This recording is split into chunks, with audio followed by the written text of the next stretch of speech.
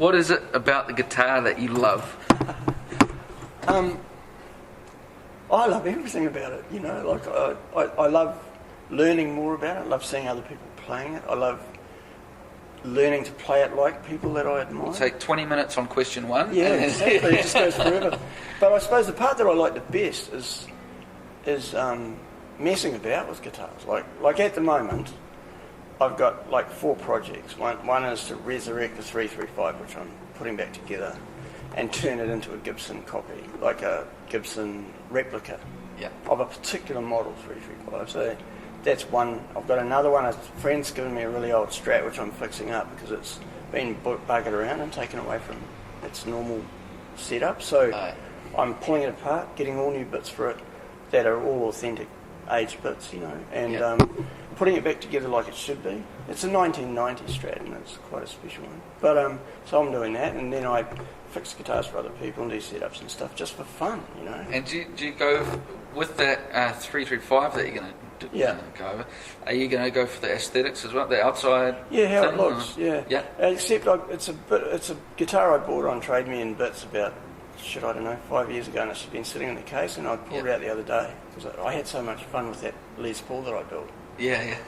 Putting it together like a real Les Paul, you know, and it's just amazingly good as a replica. And the woman that owns it, she everywhere she goes, people think it's the real deal, you know. They think it's a 60s Les Paul, you know, and how did you get hold of that, you know?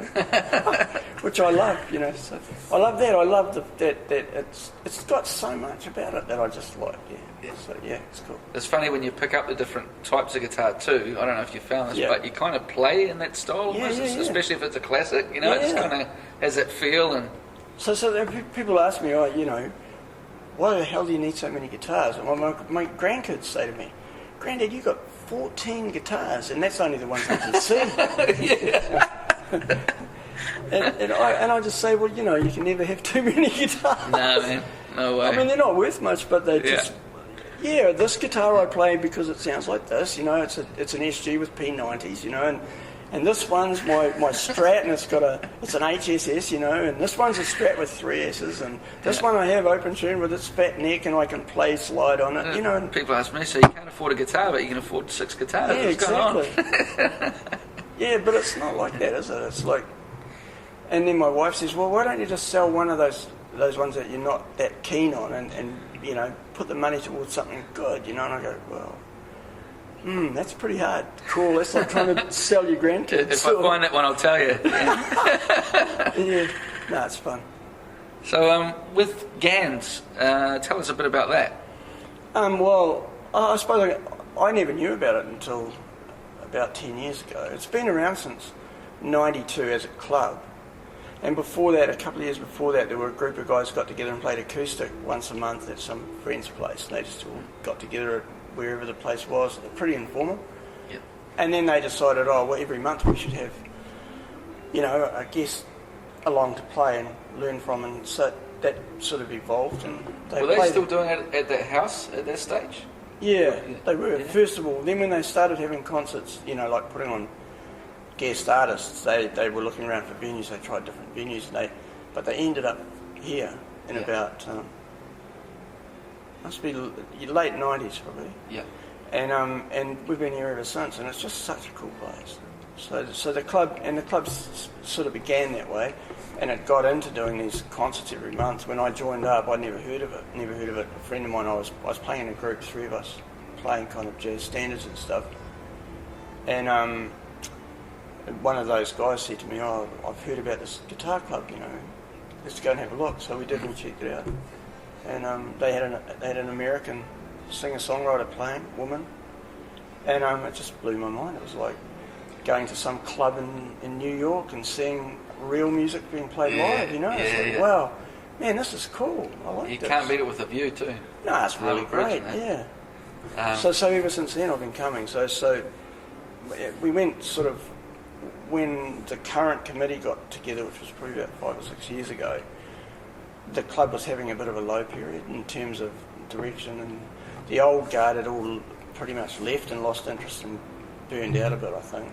Yeah. And so we didn't really know what we were doing. None of us. We hadn't been in the club long, any of us. So So that's when we introduced the GANZ, which was probably 6 or 7 years ago now. That was a good idea. And that's been really good because that gives us something, every week let's get together and play, and that's just been fantastic. Yeah. Yeah. So you answered where did it start. I remember actually back in the day, because we're in the room next door at the moment. Yeah. And back in the day it wasn't here, wasn't it? Well, it was there. And you had a we were couple of mostly things, in there, but bigger nights we'd come in here and set it up and play. It was Chet O'Connell, I remember. Yeah, Chet and Johnny used to come and they'd played in here. Yeah. Yeah, and they've played in there too. But yeah, some nights we can get 200 people in here, whereas we can only get like 80 or 90 in there. Mm-hmm. So if it's going to be a big night, we get them in here. Yeah. And for some people, for some people it can be hard to find others that have a passion for guitar, especially in their school or their workplace. So how does GANZ help in that respect? Well, it's hard. I can see for me, I probably would have always found a few people to play with, although that's really difficult because, for us, most of us, we've all been bedroom guitar players for donkey's years, In some cases, it's been like 30 years just playing guitar and by yourself. So you get into these ruts. You love the guitar and you hate the guitar because it's like, I can't go anywhere beyond this. But coming to this club with the guys that are here, even playing the same shit at the jams every week or whatever, you learn all the time, and some of the guys are really good. And you learn more, and then new people will come along and add stuff and try something different, and it's great. It's just a way to keep learning, Yeah. Keep playing. And socialising, because I suppose... and having a good time with other people that like the same shit, Mm.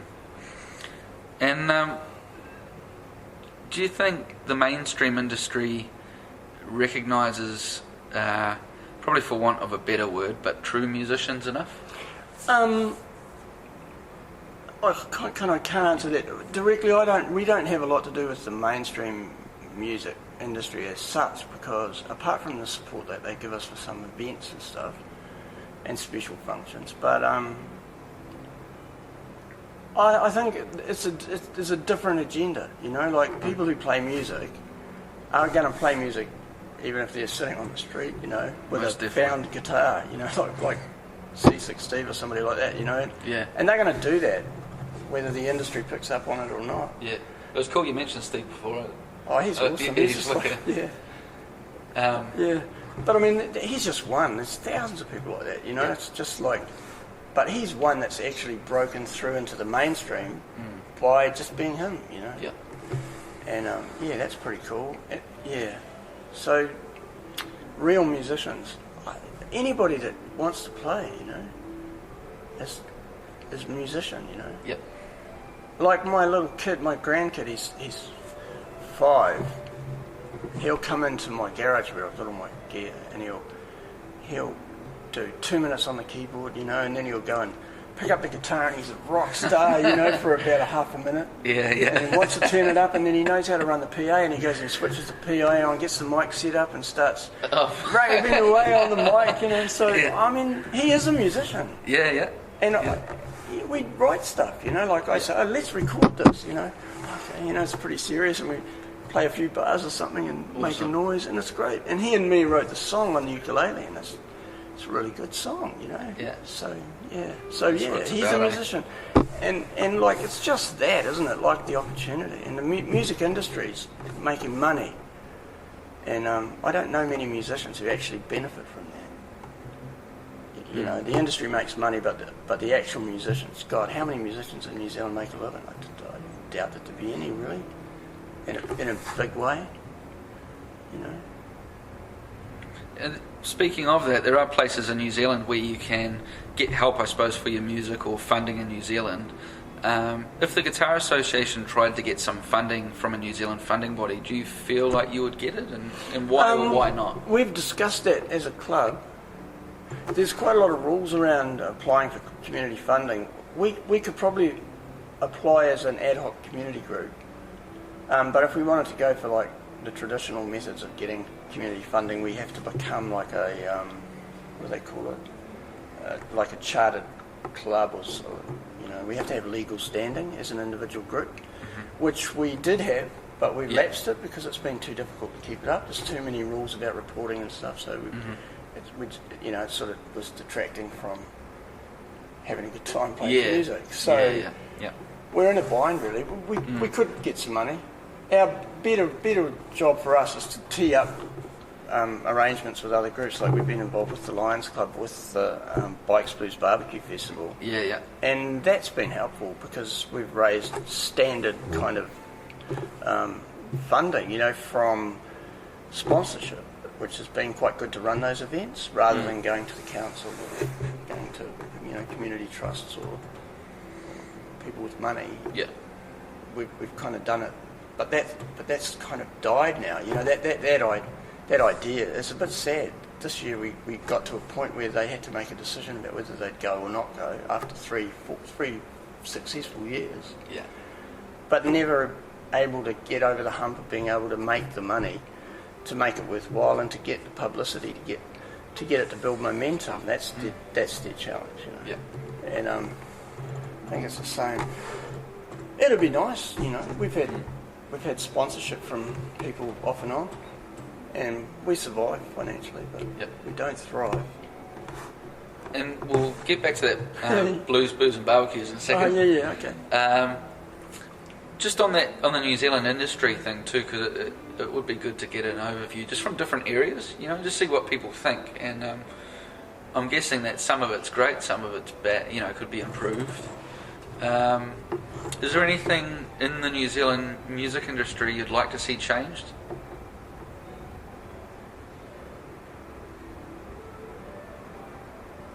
Well, I don't know. In an ideal world, it would be really nice if well, I don't know. Let's put it a different way. Like, we are incredibly lucky to be able to have the ponds, and that's not a music industry thing. Which is just for everyone that's the Pond listening. City Cruising Club, which is our club.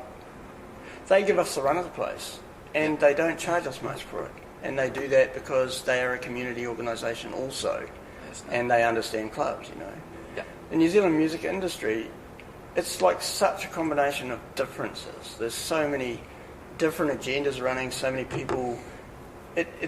After a while, it feels like some kind of weird minefield that you don't know the rules about, so you'd rather just kind of stay back, It would be really nice if some of the people who...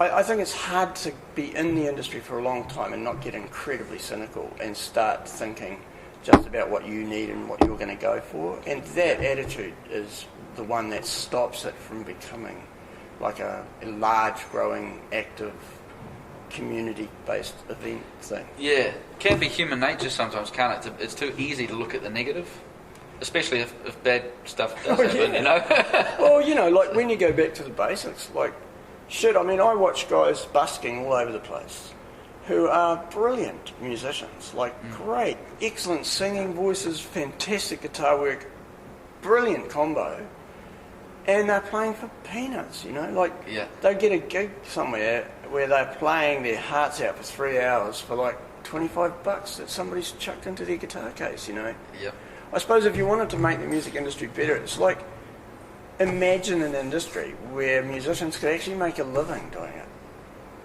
How can fucking lawyers make a living doing legal stuff? What use is that to anybody? Where's the joy in that? They can make a living at it at $300 an hour, but a musician can't even make a living, Do you know what I'm saying? Well, probably doesn't make much sense. It definitely makes sense. I'm just thinking about the gigs where people complain about something being $5 or $10. They'll go spend it on a box of piss. Tell me about it. But they don't think of the lighting that goes into it, the sound, the practice. No, but that's reflected a bit more in how the industry. For example, we were having a discussion the other day with a friend of mine who's also a musician, and we work at other work to make money so that we can afford to be musicians. Well, there you go.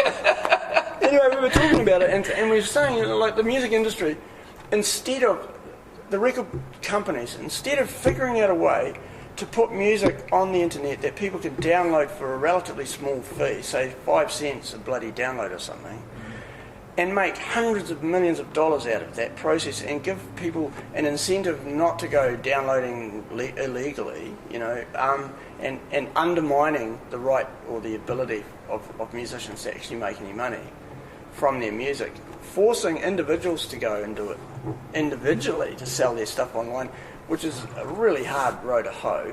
Even if you think, record companies are ripping you off, doing it on your own is like, God, that's like pissing in the wind. But anyway, if the music industry had adapted to the new technology by making it easy and no sweat for people to get downloads, if you could download an album for $2 instead of $38, you would.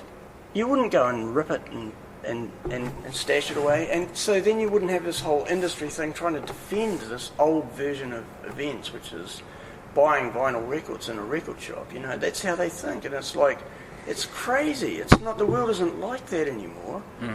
If it was just 5 cents a download, like, anybody could do 20 albums and make some money out of it, because it would be easy and people wouldn't be trying to find other ways to get around it. And it's difficult because, like, if you want to download a whole bunch of tracks, it's hard not to do it illegally, isn't it? And that's the sad thing. These musicians have put their heart and soul and all the energy into it that you're talking about to do live shows and stuff. They've done that into their music. They've created this stuff. Yeah. And it's out there now, and it's not making them any money. And then I think, well, painters are the same. A painter does a painting, they sell it for $100, $200, $500, $1,000. If in 25 years' time it becomes collectible and somebody's selling it for millions of bucks, the artist doesn't get any of that, do they? So, that's always been the model. Yep. So I think it's kind of hard. If you wanted to change the industry, I'd say music should be freely available to people, but it should be freely available to people in a way that large uptake of anything is going to give a reasonable return to the people that put it together and made it possible. Yeah. And it isn't like that. And it should be. So anyway, that's my 10 cents worth. Very cool. Coming back to that gig, the start of the year you kindly asked me to play for a charity event. Yeah, right. That was cool. And it was a really good day. It was it Blues? Bikes Blues Barbecue. That's one, for Prostate Cancer Foundation. Blues, yeah. And there were a couple of artists from Candy Rat Records on the bill. Yes. And that Owen Larkin and Jamali. Can't remember. There were the two that played? Yeah. Yeah, it has some wicked players. I mean, really, if you're a guitarist, you should check out Candy Rat Records. Yeah, they've got a really and when I say guitarist, it's not just some dude with the latest fringe haircut and a nice t-shirt playing pop songs. These guys are seriously talented guitar players. Andy McKee, Eric Mongrain, John Gom, and they're three guitarists in especially with that percussive style that's risen. Yes. Have you noticed in the last 5 or so years, maybe a bit longer, that style has really come about, I think, because of YouTube. Yes. Largely. And of course there was Michael Hedges and that back in the day, but especially lately, those three to me have really stood out. Could you expand a bit on GANZ's involvement with that label? Well, the woman who was our contact with Candy Rat, she is, I think she owns the label. She's based in New York. She's a New Zealander. And I don't know a lot about her, but she emails me regularly when they've got tours coming. I don't know if she'll do it again because it wasn't as successful as we would have liked. Yeah. And that's another thing that amazes me is we publicise as much as we can. Guys like these guys, like Owen Bin Larkin, he's a Australian who is enormously admiring of somebody like Tommy Emmanuel, who's made this whole world of acoustic guitar just so appealing to so many people. Yeah. And they're the next generation doing what Tommy Emmanuel's been doing, but taking it to another level and doing shit that you just amazing stuff. These guys are these guys that came. They were the top 2 acoustic guitarists that we could possibly have landed and put in the room. Yeah. And nobody came. Well, not nobody. We had 25 people came to this. There were a lot more people at the concert there, and we probably got a bit of promotion for the rest of their tour. Yeah. From their exposure at the Bikes Festival, but you know, even when we were planning on putting them up there, people were saying, "Oh, what do you want to put acoustic guitarists on?" It's a bloody rock event, you know. And I'm saying, "Yeah, okay, fine." You know, can they play the blues? I said that to Owen. I said, "Can you play the blues?" And he laughed. And, you know, I don't blame him. Like what they're doing is like a million times away from the blues, but it comes from the blues, you know. Yeah. And they can do the blues. As it all does. Give me a blues progression, man. Tell me what key you I think we could probably jam along for a bit, you know. Yeah. So yeah, but that's and so she contacts us, and if we can help her, we do. And like she was really good on that tour. She was doing publicity throughout the whole country. So yeah, and they had somebody touring, looking after them.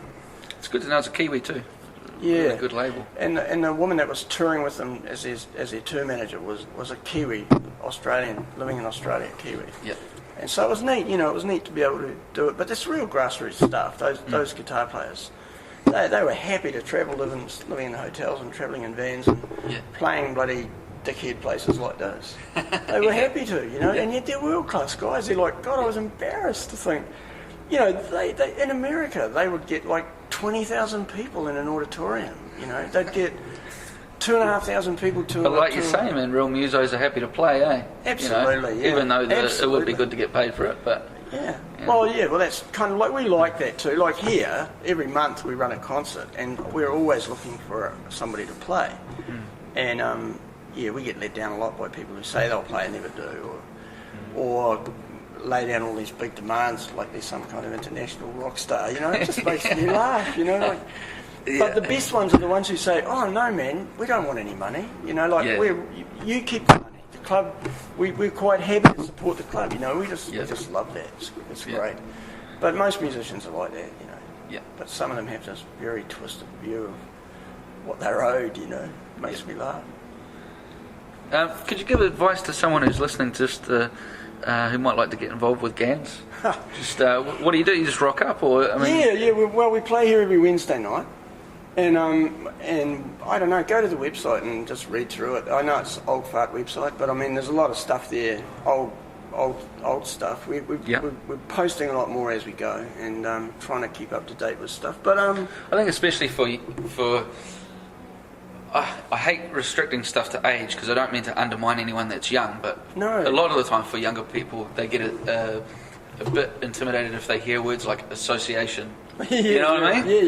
Yeah. Think back in the day. Yeah. But it's really, I mean, everyone's friendly in there, isn't it? It's not a. Yeah, I mean, you know, there are people in the club that are like in their early 20s and younger. You know, in fact, the woman who comes and drums here every week, she's 16 or 17. Yeah.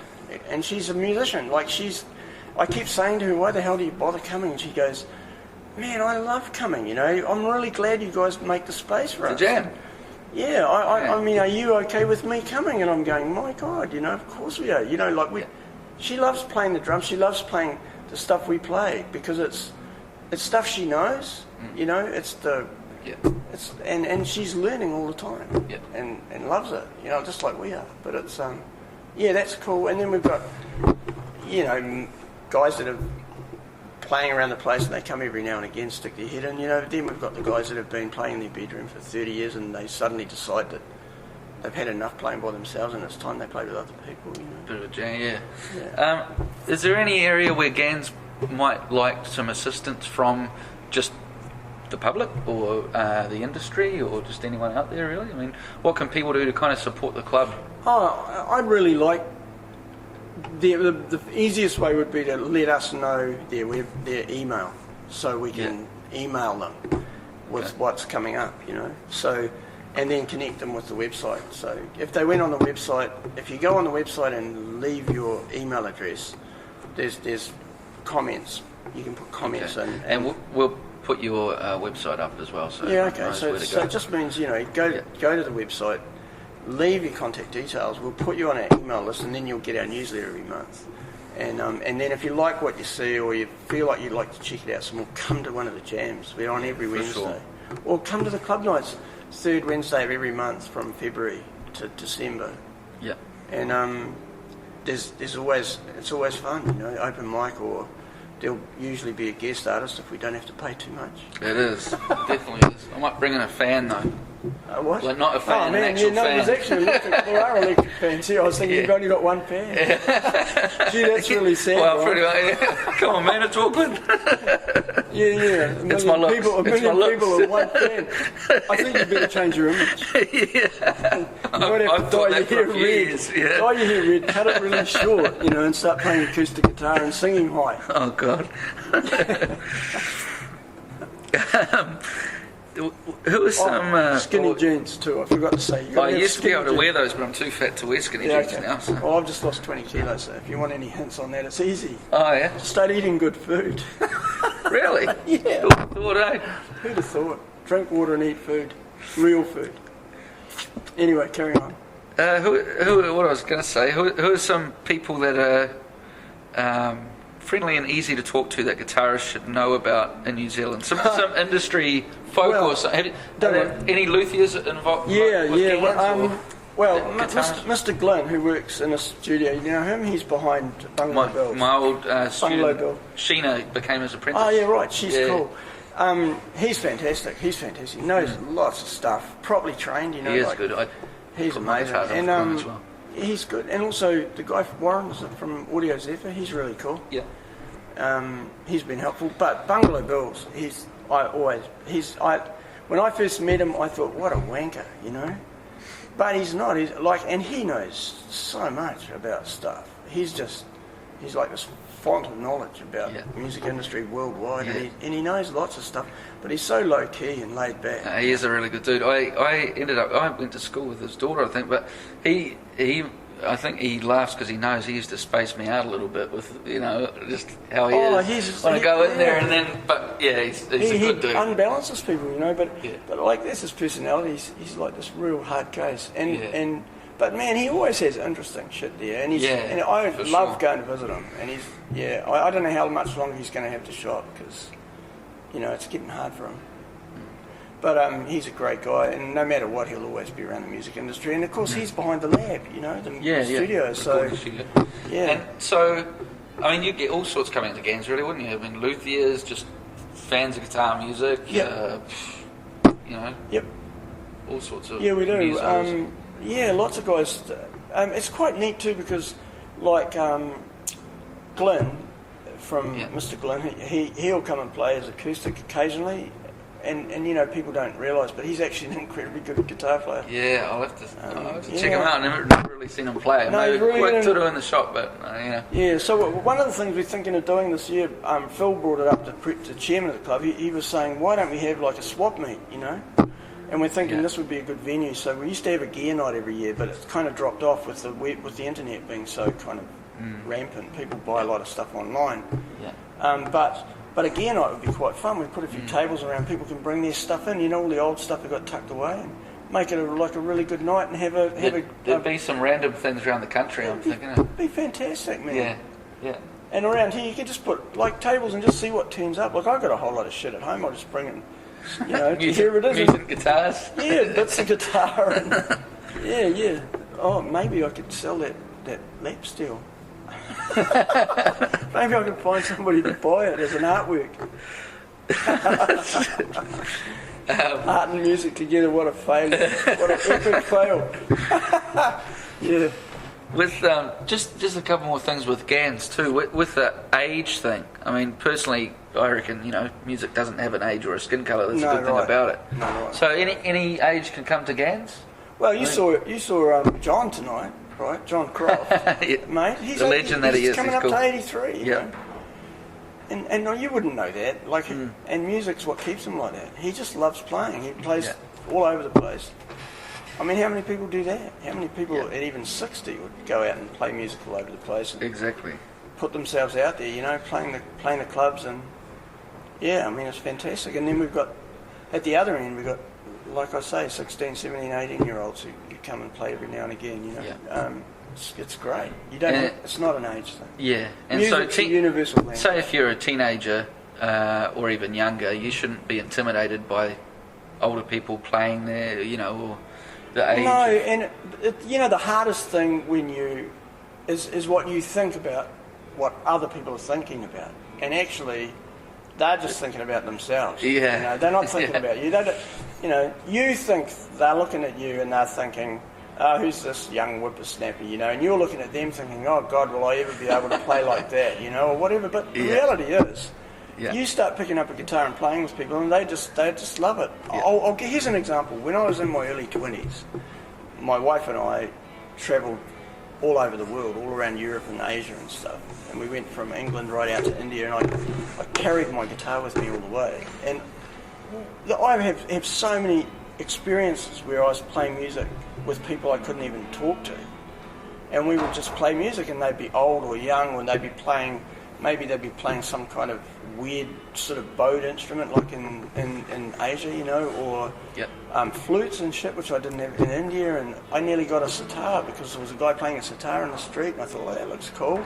And I go and jam with him, you know, I have no idea what he's doing. And he just laughed and loved it, you know. It's magic, eh? Whereas magic. I could have thought, oh shit, I could never sit down and play that with them. I'm just not good enough, you know, which I'm not good enough is such a useless expression. I'm not good enough. You're never going to be good enough, you know. Just get out there and bloody do it, you know. Yeah.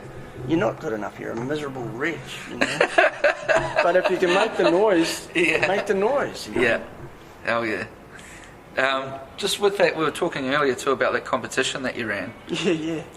And I know that the Kiwi musician Jesse Sheehan was one of the entries. Jesse, as well as a student of mine, Carl McWilliams from Oslo Brown. Oh, he did good too. How did it go? It was excellent. We'll probably do it again this year because it was fun to do. Yeah. And just like the gear nights are fun to do because people get involved on a passionate level about instruments and guitars and stuff. Yeah. And the open mic is run alongside it, you know, and we can have games and competitions and shit. Well, the actual, you know, what did we call it? Guitarist Got Talent or something. Yeah. It was really cool, and a lot of people entered. I think there were 20 songs played, and one of the judges said 10 of them were originals, you know. That's pretty amazing, eh? 20 songs played. Yeah. 10 of them were originals, and the quality was really good, you know. Yeah, I thought it was great. So we could do it again, but we'd probably publicise it a bit more and maybe get some better prizes and things. And, There's certainly a lot of guitarists out there, eh? That need to kind of come out. The world needs another guitarist. I'll tell Where's you all the bass players and drummers? Well, one thing that really, I cannot get my head around it is like how many music shops there are in Auckland, yeah? And you go into the music shops, and it's a bit like, you know, driving around luxury car yards and stuff, and seeing all of the stuff, you know, these cars, like these guitars in these shops, thousands of the bloody things, and they're all, you know, 200 to 20,000, you know, and you think, who the fuck's buying these? You know, like, where are all these people, you know? And if they're selling, they must be selling them or they wouldn't be there. They're on the top floor of some building. Where the hell are they? Where are all these? God, there must be some cupboards, sheds full of guitars somewhere, you know? Yeah. Does that make sense to you? I think it does. So I'd like to find some of those people, you know? Get them out of the woodwork. Yeah. Well, maybe they can bring them to the swap meet. Yeah, excellent. See what they can do. Yeah. I was going to say too, I mean, part of me doing this podcast is to try and help out, you know, just aspiring musos and people that want to do more with their music and that. Is there something that you've personally had to overcome or get around in your journey, you know, in your playing journey? Just one? Just one? Oh, okay, here's a really good thing. So, a good example is like, I used to play in a musicians club on Waiheke a long time ago, 20 odd years ago, and I loved it. And that was after a lot of time playing and not, you know, bands and stuff that never went anywhere, and you know what musicians groups are like. Oh yeah, let's all rehearse and we're going to be big, you know, and it lasts about a week and then everybody goes off and gets stoned and that's the end of that, you know. Yeah. Been through a lot of that. So back to the dark side of the moon vinyl. Yeah, exactly. So what was happening was we were meeting once a week, or maybe not, maybe once every 2 weeks and playing, and then every couple of months we'd do a gig, and that gig would be like, invite all your friends and family, they all turn up in the afternoon to this place bar where we can all sit around in the sun and play, you know? Yeah. And so we'd learn a repertoire for a couple of months and then we'd do this thing. And me and a friend of mine decided that we'd do Wish You Were Here and acoustic, you know? But we kind of misjudged the crowd, and I don't know if I've told you this before, but I'm playing, you know, the over the top acoustic bit, and he's playing the rhythm behind, and we start out on the stage, and he was a music teacher from the local school, you know, and I'd been practicing this thing over and over again, so I knew it all, you know. We get up there, and it's a break in the day, and we've been playing all these other rocky kind of songs. There's a break, so we're up on the stage, him and me by ourselves, all the equipment's behind us and stuff. But the crowd was half pissed, you know, like they'd been drinking for a couple of hours, you know, sitting in the sun drinking, and they wanted rock, you know. And here we are playing this namby-pamby Pink Floyd bullshit, you know, and singing, you know. So this was my debut in the singing world. And I knew the song backwards, you know. So anyway, we get about 4 or 5 bars into it, and it just the part where the acoustic solo comes in over the top. And somebody said, "Fuck, get off, you fucking hopeless," you know. And we kept going, which was really silly. And they started chucking shit at us, you know. So after about another kind of 2 minutes of trying to go against the crowd, we folded, you know, and that was the most humiliating experience of my life, you know, and it put me off playing the guitar for a while, you know, like seriously. And then my friend who was playing with me said, don't worry about them, you know. He was a lot more resilient, a lot more in the world of music, you know, and he just said, they're just a bunch of piss wankers, they wouldn't have a clue, don't worry about it, you know. It didn't really help much, but going to the jams for a bit longer and getting the confidence back was great, you know. But but that was one, and then after that we ran a music event on Waiheke, me and 3 of our friends, and it was a colossal disaster, you know. Talk about epic fail, it was terrible. And the worst part about it was it put me off music. Like, for 10 years, I didn't play the guitar. I just wouldn't pick it up, you know. 10 years. I think you told me about that a while back. Shit, man, I tell you, it was, and that was hard. It's like, what happened with that? Well, it took me. I remember you told me. Yeah, well, the event was huge. It was like it was going to be a really big thing, and we put a lot of energy and effort into making it that way, and obeying all the rules and doing everything right. And, you know, putting in the money. Whole thing. The whole banana, and it just failed. It failed on lots of levels, but mainly because we never captured the support of the local people. We just assumed that the people would come. You know, it's like, you know, they say, build it and they will come, which is what we did. But man, talk about naive. Anyway, it didn't happen. We ended up losing lots of money and lots of personal face. You know, like lots of. It was humiliating. People, you know. And it's quite interesting how people will always commiserate in failure. You know, they'll always come to you and pat you on the back and say, "Gosh, I wish we'd realised what you were trying to do, because if we had, we would have supported you." And I'm thinking, well, thanks, now's a great time to be telling you that, you know. But that experience put me off playing. I couldn't face playing guitar for years and years after that. So it just went in the cupboard and stayed there, you know. Yeah. That was when I only had one guitar. Well, in fact, the reality about that would be, my father-in-law, not long before he died, and we're talking maybe 12 years ago, maybe. Yeah. 12 or 15 years ago. So, you know, I was in my late 40s, and I hadn't played the guitar since I was in my 30s, so a long time. He said to me, one day he said to me, "What would you like for Christmas?" And I just joked. I said, Telecaster. And he goes, "What's that?" I said, "It's a kind of a guitar, you know," but I was thinking I wouldn't mind getting another electric guitar. I used to have a Telecaster when I was in my 20s playing in a band, and but that was a real one. But this one, I said to him, I wouldn't mind a Telecaster. He said, "How much would that cost?" And I said, "I don't know, I'll find one." And I found one, and it was a Chinese copy of a Fender Tele, and it was actually an excellent copy of a 63 Blonde Tele, and it was beautiful to play. Electrics were great, you know. It was like a real Tele. So I said to him, "I like this one." He said, "Okay, buy it. You know, it's your Christmas present." So then I played it. I started playing it by myself, you know, and messing about. And he was quite good. He's a bit scathing, you know, but he was quite good. Like he'd say, "Play me something," and so by playing one, and then I hurt my back and I couldn't walk for a while, so I was lying on my back playing my new Tele and listening to it on headphones, and I did that for about a couple of months. And then I thought, I'm getting quite good at this, you know.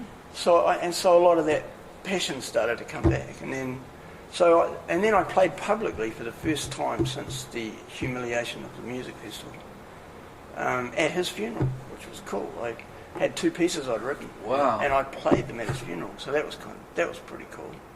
Yeah. And that got me going. And then it was after that I met up with a friend who through I don't know, just through different businesses and stuff, and he said he had a Strat, and why didn't we get together and play some music? And so from that I got into this 3-piece, doing jazz standards and stuff, pushing myself to the hilt.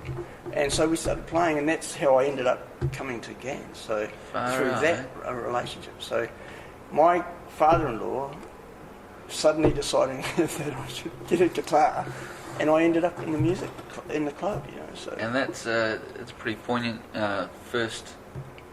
Yeah, it was really nice. Thing to play. Yeah, to be able to play that. Yeah, I can't remember what it was or anything, and I haven't recorded it or anything, but yeah, I played it at his funeral. It was really cool.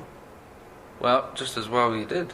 Yeah, exactly. I'm still sitting in my bedroom, wondering if I'd ever get my guitar out again. Yeah. Yeah. Not to focus too much on what you'd like changed and things like that, but is there any issues or things you'd like talked more about amongst music fans? Or fans or people that play? Kind of both. I suppose the jams have taught me something really important, which is, we have members of the club. I'm not going to name anybody. We have members of the club who came along really tentatively and were right around the edges, and they weren't involved. They just they were curious, but they didn't want to be humiliated by the so-called intimidating presence of these magic guitar players. Which is, yeah. I'm joking. But that's how it is for people. Yeah. And then it's neat watching those guys start playing, start getting involved, overcoming their fears, and then starting to communicate musically with some of the other guys and learning stuff and being prepared to stumble and, stuff it up. And then progressing to the point, you can see somebody, they'll come and they'll start playing in the group, but they'll never do anything except play chords with the rest of the people, Ah, yeah. And then they'll start playing small part chords, and they'll start trying to fit in harmonious chords, and, and then eventually they'll get offered a solo and they'll take it. Yeah. Yeah. That's cool. And then when they do that, and you can see the enormous amount of energy and effort it's taking for them to even imagine themselves being able to play a solo, Yeah. That's what I like to see, more accepting of people beginning to understand that music is just this process that everybody's involved with and on. Sometimes I think, when I'm playing music, I'm thinking, why would anybody want to listen to this? Like that piece I played tonight. The first one? Yeah, why would anybody want to listen to this? They know where it's going to go. They know, but they're not listening to some generic piece of music. They're listening to the music that you're making and the way that you're making it right now. That's what live music's all about. It's just amazing. Energy. Yeah, and that's what people can relate to. It's like watching that Beatles thing on the TV. Ringo, We All Live in a Yellow Submarine. He had 2,000 people waving their stupid hands around. I said that to Sarah. I was like, "This is the song that Yeah. And when you think about it from outside, you just think for a second, we all live in, exactly. And grown adults. Absolutely, and they're all amazingly happy. That everybody's smiling and involved. Even Paul McCartney with his, wax face. He had a kind of a smile that it looked like a smile. You got to be careful, eh? Yeah. But there they are. We all live in it. And Ringo, he's not the best singer in the world. He's not the best musician in the world. He's not. But comes back to the energy. Absolutely, he is a Beatle. Yeah. And he's doing this silly song that people made jokes about when it first came out. I've even got a T-shirt with all these different types of classes of submarines, from real naval submarines, and then a yellow submarine on the front, and people look at it and they laugh. It's like a universal symbol. I'm sure there's a few people around the country and institutions that might still think they're in a yellow submarine. Yeah, exactly. Maybe those Floyd fans. Yeah, maybe the ones that, well, not the ones that were throwing shit at us. But, yeah. So, last one, man. If you had a magic microphone and all of the guitar players in the world could hear it, but you could only say one sentence, what would that be? Keep noodling. Sums it up. It does, yeah. Yeah. The thing I like about noodling is, just pissing around with the guitar, is that magic happens sometimes. And you never know when it's going to be, but if you don't pick up the guitar and fiddle around, you're never going to have it happen. Yep. And I've found so many ideas that turn up when I'm buggering around, And that's it, keep noodling, try different tunings, try different ways of playing, watch other people play, Don't try and become the best guitarist in the world, you don't have to be. So keep noodling. Awesome, thanks, man. Oh, it's a good pleasure. Thanks for talking to us.